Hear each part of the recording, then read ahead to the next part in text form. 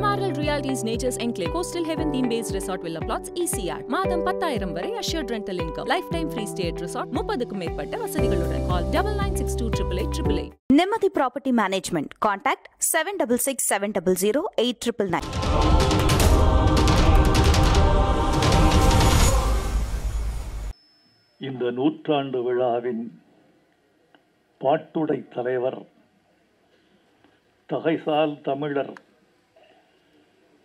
எங்களை எல்லாம் வாழ்த்துவதற்காகவே வாழ்ந்து கொண்டிருக்கிற பெருமகன் ஐயா நல்லகண்ணு அவர்களே, தன் தோழனுக்கு தோள் கொடுத்து இந்த நூற்றாண்டு விழாவை தன் தோள்களில் தூக்கி சுமந்து நிகழ்த்தி கொண்டிருக்கிற எங்கள் வணக்கத்திற்குரிய ஐயா பழ நெடுமாறன் அவர்களே,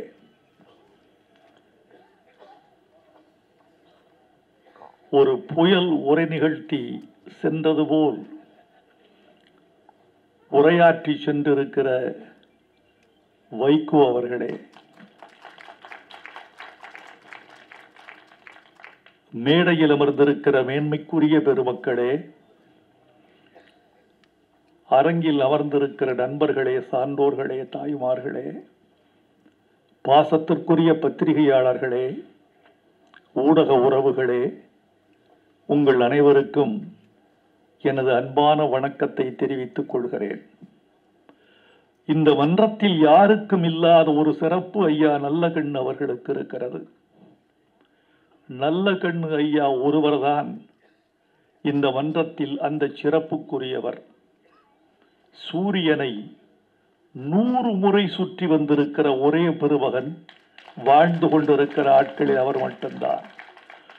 இந்த பூமி 100 முறை சூரியனை சுற்றி வந்தால் பூமி என்ற ஊடகத்தின் மீது நின்று கொண்டு அவரும் சூரியனை 100 முறை சுற்றி வந்திருக்கிறார்.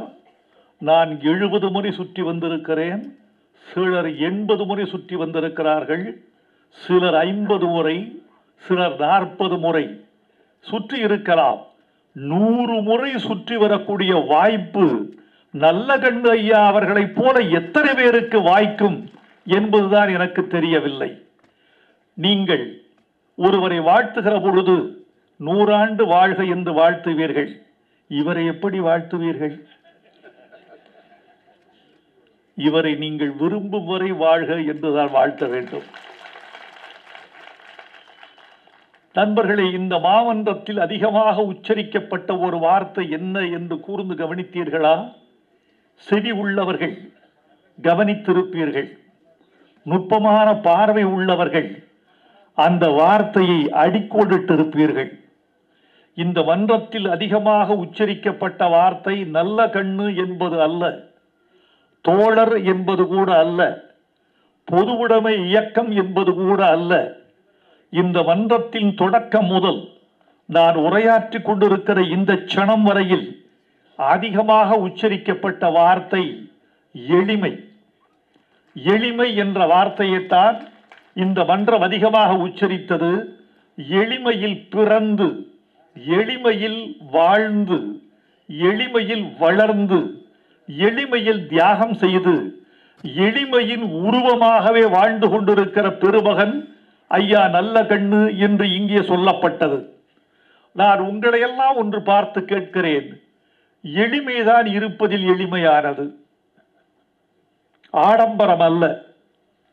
இருப்பதில் எளிமையானது எளிமைதான். உலகத்தின் உயர்ந்த பொருள்கள் எல்லாம் எளிமையாகத்தான் இருக்கும். மனிதனுக்கு மிக முக்கியமான 3ஆம் தேவை உணவு, 2ஆம் பெருந்தேவை தண்ணீர், முதல் பெருந்தேவை காற்று. இந்த ஆக்சிஜன் இல்லாமல் 2 நிமிடங்களுக்கு மேல் நம்முடைய மூளை உயிரோடும் உயிர்ப்போடும் இருப்பதற்கு வாய்ப்பு இல்லை. உலகத்தின் மிக முக்கியமான பொருள் காற்று என்றால் அதை போல் எளிமையானது ஒன்று உண்டா? நீங்கள் எது உங்கள் உயிருக்கு உத்தரவாதமானதோ, எது எங்கள் உயிரை புதுப்பித்துக் கொண்டே இருக்கிறதோ, எது இல்லாவிட்டால் நீங்கள் வாழ முடியாதோ, அந்த உயர்ந்த காற்று உங்கள் மூக்கின் தாழ்வாரத்தில் தானாக தவழ்ந்து கொண்டே இருப்பது நீங்கள் உள்ளிழுத்துக் கொள்வதற்கு வசதியாக என்றால் அந்த காற்றை போல் எளிமையானது ஏதாவது உண்டா? அந்த காற்றை போல் எளிமையானவர் ஐயா நல்லகண்ட அவர்கள். அவருடைய வாழ்க்கையை பின்னோக்கி பார்த்த பொழுது எல்லா மனிதனும் ஒரு கணம் திகைத்து போவார்கள். ஐயா நல்லகண்டவருடைய வாழ்க்கையை இங்கே முதலமைச்சர் அவர்கள் அழகாக சுட்டிக்காட்டிவிட்டு போனார். வைகோ அவர்கள் படம் பிடித்து காட்டினார். இங்கே மிக மிக அழகாக வைகோ அவர்கள் ஒரு சித்திரத்தையே வரைந்து காட்டிவிட்டு போனார். இறந்த காலத்தை சித்திரமாக எழுதுவதற்கு வைகோவை விட்டால் வேறு ஆள் இல்லை. அவரை போல சொல்லுவதற்கு, உணர்ச்சிகரமாக சொல்லுவதற்கு ஆள் இல்லை. இந்த எளிமைதான் மிக மிகச் சிறந்தது. உண்மையாக சொல்ல போனால் தோழர்களே, உப்பு தான் உணவுக்கு மிக முக்கியம். அந்த சோடியம் தான் உடம்புக்கு மிக மிக முக்கியம். அது எளிமையானது. நாங்கள் கடலைக்காட்டுக்கு காவலுக்கு போவோம். இரவில் கடலை அவிப்போம். கடலையை எடுத்து ஒரு மண்சட்டியில் அவிப்போம். அப்படி அவிக்கிற பொழுது உப்பு கிடைக்காது, உப்பு இருக்காது. கடலை இருக்கும், அடுப்பு இருக்கும், மண்சட்டி இருக்கும், அவிக்கலாம், தண்ணீர் இருக்கும், உப்பு இருக்காது. அந்த உப்புக்கு மாற்று என்று கிராமத்தான் ஒன்று கண்டுபிடித்திருந்தான். அதுதான் தும்பை குழை. தும்பைய அப்படி உருவி, இலைகளை எப்படி உருவி அந்த வேகிற கடலையின் மீது போர்த்தி விட்டால், ஒரு அடுக்கு, ஒரு படலம் அப்படி போர்த்தி விட்டால் வேகிற கடலை அந்த உப்பை வாங்கி தனக்கு உப்பு எடுத்துக்கொள்ளும். உப்புக்கு மாற்று என்பது தும்பை குழை கிராமத்தில் எங்கள் கிராமத்து வைத்தியன் கண்டுபிடித்தது. கம்யூனிஸ்ட் கட்சி காந்தி என்ற ஒரு உப்பை தேடியது. காந்தி என்ற உப்பு கம்யூனிஸ்ட் கட்சிக்கு கிடைக்கவில்லை. நல்ல கண்ணு என்ற தும்பை குழைதான் அவர்களுக்கு கிடைத்தது. உப்புக்கு மாற்று என்பது தும்பை குழை என்பது கிராமத்தான் கண்டுபிடித்தது மாதிரி, காந்திக்கு மாற்று கம்யூனிஸ்ட் கட்சியில் நம்முடைய நல்ல கண்ணு என்ற வார்த்தையை நீங்கள் எழுதி வைத்துக் கொள்ளுங்கள். இப்படி ஒரு மனிதன், காந்தி இறந்த பொழுது ஐன்ஸ்டீன் சொன்னார், இப்படி ஒரு மனிதன் ரத்தமும் சதையும் எலும்புமாய் வாழ்ந்தான் என்பதை நாளைய உலகம் ஒப்புக்கொள்ளாது என்று சொன்னார். அடுத்த நூற்றாண்டில், இந்த நூற்றாண்டில் இப்படி ஒரு அரசியல்வாதி வாழ்ந்தான் என்பதை எதிர்கால தலைமுறை நம்பாது. அந்த நம்ப மாட்டாத ஒரு மனிதன் தான் இன்றைக்கு நம்மிடையே வாழ்ந்து கொண்டிருக்கிறார். அவர் பல்லாண்டு வாழ வேண்டும். அவருடைய பொது வாழ்க்கைக்கு வருகிறவர்களுக்கு மிக முக்கியமான தகுதியாக நான் நினைப்பது தன்னல மறுப்பு. இந்த அடிப்படை தான் மிக முக்கியம். இன்றைக்கு அரசியல் உலகத்தில் புதிதாக அரசியலுக்குள் நுழைகிறவர்கள் எப்படியெல்லாம் கருதுகிறார்கள் என்பதை என்னால் திட்டவட்டமாக சொல்ல முடியாது. ஆனால் காதுக்கு வருகிற செய்திகள் கவலை அளிக்கின்றன. ஒரே ஒரு செல்போன் முதலீடு, அது இருந்தால் போதும் அரசியலுக்கு. ஒரு 4 பேரின் அறிமுகம், 1,00,000 ரூபாய் செலவு செய்கிற ஒரு நண்பன், இப்படி இருந்தால் அரசியலுக்கு வந்து விடலாம் என்பது எழுதப்படாத புதிய இலக்கணமாக திகழ்ந்து கொண்டிருக்கிறது என்பதை பல பேர் அறிவீர்கள். தன்னல மறுப்பு, பொதுநல பொறுப்பு என்ற காரியத்தால் தான் ஒருவன் பொது வாழ்க்கையில் மிளிர முடியும், பொது வாழ்க்கைக்கு தன்னை அர்ப்பணிக்க முடியும் என்பதற்கு அவர் ஒரு எடுத்துக்காட்டு. இவர் பொதுச் செயலாளர், துணை செயலாளர் ஒருத்தர் இருக்கார். துணை செயலாளருக்கு கம்யூனிஸ்ட் கட்சி வழங்கிய சம்பளம் 3000 ரூபாய். யாரு அவர்? துணை செயலாளர். செயலாளருக்கு கம்யூனிஸ்ட் கட்சி வழங்கிய சம்பளம் 2000. பத்திரிகை நண்பர்கள் வந்தால் இருக்கிறீர்கள், நான் உங்களை நம்பித்தான் பேசிக் கொண்டிருக்கிறேன். ஏனென்றால் ஒரு பெருந்தமிழனுக்கு, தகைசால் தமிழனுக்கு, நூற்றாண்டு கண்ட ஒரு மாமனிதனுக்கு, பொதுவுடைமை கட்சியின் சிங்கத்துக்கு இந்த கூட்டம் ரொம்ப எளிது. நான் எதிர்பார்த்தது இது அல்ல. இந்த அரங்கம் பிதுங்க வேண்டும் என்று எதிர்பார்த்தேன். கலைவாணர் அரங்கத்தின் செங்கல்கள் பெயர வேண்டும் என்று எதிர்பார்த்தேன். இந்த படிக்கட்டெல்லாம் ஜனங்கள் மொய்த்து கிடப்பார்கள் என்று நினைத்தேன். இதுதான் தமிழருக்கு கிடைத்த நன்றி என்பது எனக்கு தெரியும். இனிமேல் எதிர்காலத்தில் பார்த்தால் புகழுக்கு எவருமே ஆசைப்படக்கூடாது. ஒருவன் இறந்தால் 4 மணி நேரம்தான் அவனது இறப்பு பேசப்படும். ஒரு முதல் பக்கத்தில் உன் செய்தி வந்தால் இறப்பு செய்தி, மறுபக்கத்தை புரட்டுகிற வரைக்கும் தான் ஒரு மனிதனுக்கு புகழ். மறுபக்கத்தில் சென்று விட்டால் முதல் பக்கம் மறக்கப்படும். அடக்கமோ தகனமோ நிறைந்து விட்டால் அவ்வளவுதான். எனவே மனிதன் நன்றியை எதிர்பார்க்காத மனிதன்தான் இனி நல்ல மனிதனாக இருப்பான். புகழை எதிர்பார்க்காத மனிதன்தான் இனி நிம்மதியாக இருப்பான். என் கடமை பணி செய்வது. இந்த உலகம் அதை ஏற்றுக்கொள்வதும் ஏற்றுக்கொள்ளாததும் உலகத்தின் இயல்பு என்று கருதுகிறவன் தான் அப்படி இருக்க முடியும். அந்த ஜாதியை சேர்ந்தவர் ஐயா நல்லகண்ணு அவர்கள். 2000 ரூபாய் இவருக்கு, 3000 ரூபாய் துணை செயலாளருக்கு. காரணம், அவர் குடும்பத்தில் ஆட்களின் எண்ணிக்கை அதிகம். என் குடும்பத்தில் ஆட்களின் எண்ணிக்கையும் தேவையும் குறைவு. எனக்கு 2000 போதும், அவருக்கு 3000. இதுதாயா இந்த உலக கம்யூனிசம் சொன்ன ஒரே தத்துவம். இதுதான் தேவைக்கு வாழ்க்கை என்பதை தன் வாழ்க்கையில் கடைபிடித்தவர். லால் பகதூர் சாஸ்திரிக்கு சம்பளம் 25 ரூபாய். உத்தரப்பிரதேசத்துல 25 ரூபாய் அவருக்கு சம்பளம். காங்கிரஸ் கட்சியில ஒரு நண்பர் வந்தார், கடன் கேட்டு வந்தார், உயிர் நண்பர். அவருக்கு எனக்கு ஒரு 50 ரூபாய் கடன் கிடைக்குமா என்று கேட்டார். இல்லை, என் வீட்டுக்கு சம்பளம் 25 ரூபாய். என் மனைவி அதை கையாளுகிறாள், ஆனால் என்னிடம் பணம் இல்லை என்றார் லால் பகதூர் சாஸ்திரி. மனைவி உள்ளே போனார், 50 ரூபாய் எடுத்து கொண்டு வந்து அவருக்கு கொடுத்தார். கொடுத்தவுடன் அவர் பெற்றுக்கொண்டு நன்றி என்று போய்விட்டார். பகதூர் கேட்டார், என்னம்மா 25 ரூபாய் எனக்கு ஊதியம் வருகிறது, 50 ரூபாய் எப்படி நீ கடன் கொடுத்தாய்? உண்மையாக என்னிடத்தில் இல்லை, உன்னிடத்தில் இருக்கிறது என்பதும் எனக்கு தெரியவில்லை, எப்படி 50 ரூபாய் கொடுத்தாய்? அந்த 25 ரூபாயில் மாதம் 5 ரூபாய் மிச்சம் செய்தேன். அதிலிருந்து கொடுத்த காசைத்தான் உங்கள் நண்பருக்கு கொடுத்தேன். நேர கட்சி ஆபீஸுக்கு போனார் லால் பகதூர். இதுதான் கிளைமாக்ஸ். நேர கட்சி ஆபீஸுக்கு போனார் லால் பகதூர் சாஸ்திரி. செயலாளர் கூட சொன்னார், என் குடும்பத்துக்கு எவ்வளவு தருகிறீர்கள் மாதம்? 25 ரூபாய். தயவு செய்து 5 ரூபாயை குறைத்துக் கொள்ளுங்கள்.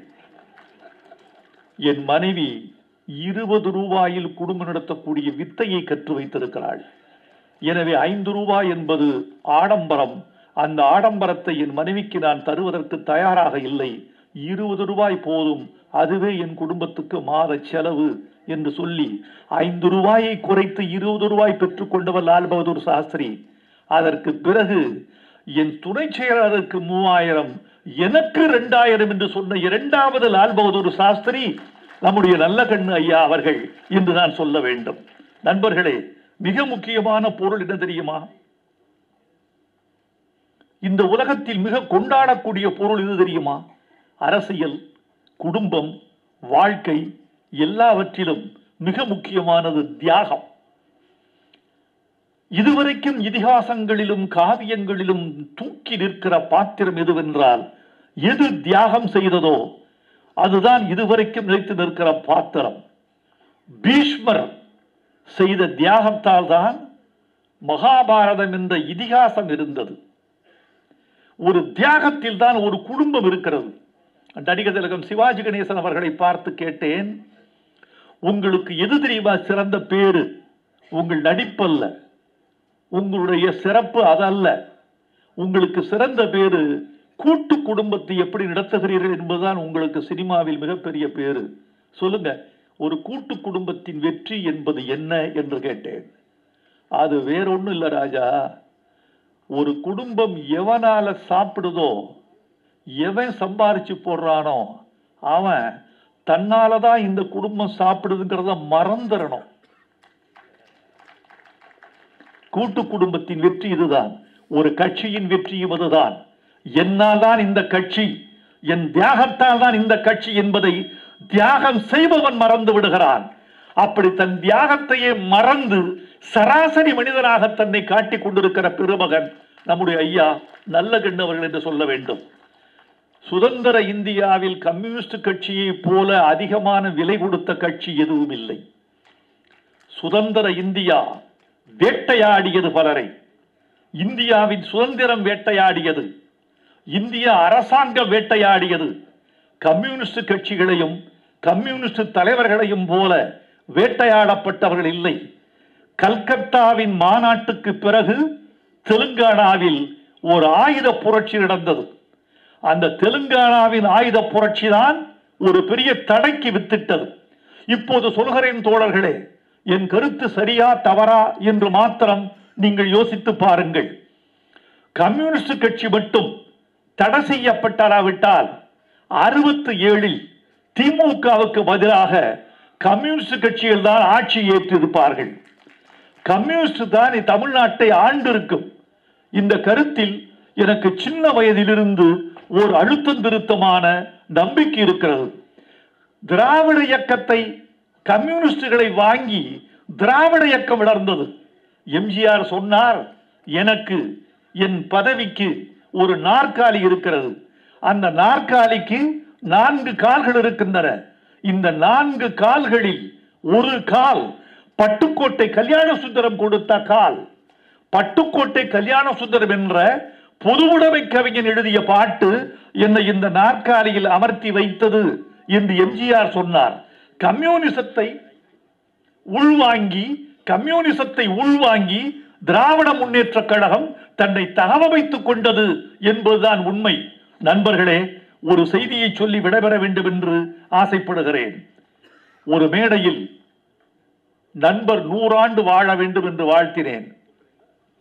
எனக்கு பிறகு ஜெயகாந்தன் வாழ்த்த வந்தார். வைரமுத்துவுக்கு பெரிய மனது, 100 ஆண்டு வாழுங்கள் என்று வாழ்த்தினார். அவருக்கு ஒன்று சொல்லிக் கொள்ள வேண்டும் என்று ஆசைப்படுகிறேன். 100 ஆண்டு வாழ்வது என்பது எவ்வளவு கஷ்டம் தெரியுமா? இதை தயவு செய்து நீங்களும் யோசித்து பார்க்க வேண்டும். 100 ஆண்டு வரைக்கும் கிட்னி செயல்பட வேண்டும். 100 ஆண்டு வரைக்கும் கணையம் இன்சுலின் சுரக்க வேண்டும். 100 ஆண்டு வரைக்கும் கல்லீரல் பழுதுபடாமல் இருக்க வேண்டும். 100 ஆண்டு வரைக்கும் சக குடும்பத்தவர்கள் சாகாமல் இருக்க வேண்டும்.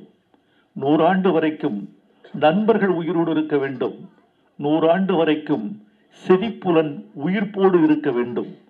100 ஆண்டு வரைக்கும் கட்புலன் மங்காமல் இருக்க வேண்டும். 100 ஆண்டு வரைக்கும் உலகம் நம்மோடு இருக்க வேண்டும். இத்தனை நிபந்தனைகள் இருந்தால்தான் ஒருவர் 100 ஆண்டு வாழலாம். ஐயா நல்லகண்ணவர்களே, இந்த நிபந்தனைகள் அனைத்தையும் நீங்கள் நிறைவேற்றிக் கொண்டிருக்கிறீர்கள். எல்லாவற்றையும் விட நாடு உங்களோடு இருக்கிறது. நல்லவர்கள் உங்களோடு இருக்கிறார்கள். தோழர்கள் உங்களோடு இருக்கிறார்கள். உங்கள் தியாக தழும்புகளை தடவி பார்க்கக்கூடிய சமூகம் உங்களுக்கு வாய்த்திருக்கிறது. நீங்கள் வாழ்க என்று வாழ்த்துகிறேன். எதுவரைக்கும் அல்ல, நான் முன்னால் சொன்ன வரைக்கும் நீங்கள் எதுவரைக்கும் விரும்புகிறீர்களோ இந்த சமூகத்தில் வாழலாம் என்று இந்த சமூகத்துக்கு எவ்வளவு தகுதி இருக்கிறதோ அதுவரைக்கும் நீங்கள் வாழ வேண்டும் என்று வாழ்த்தி விடைபெறுகிறேன். நன்றி, வணக்கம். அன்னை பர்னிச்சர்ஸ், அன்னை திருமண சீர்வரிசை பொருட்கள், டிவி, ஃபிரிட்ஜ், வாஷிங் மெஷின் உள்ளிட்ட 200க்கும் மேற்பட்ட பொருட்கள் அடங்கிய திருமண சீர்வரிசை ரூபாய் 99,000 மட்டுமே. தமிழகம் முழுவதும் இலவச டோர் டெலிவரி. தொடர்புக்கு 7550014440 9345044044.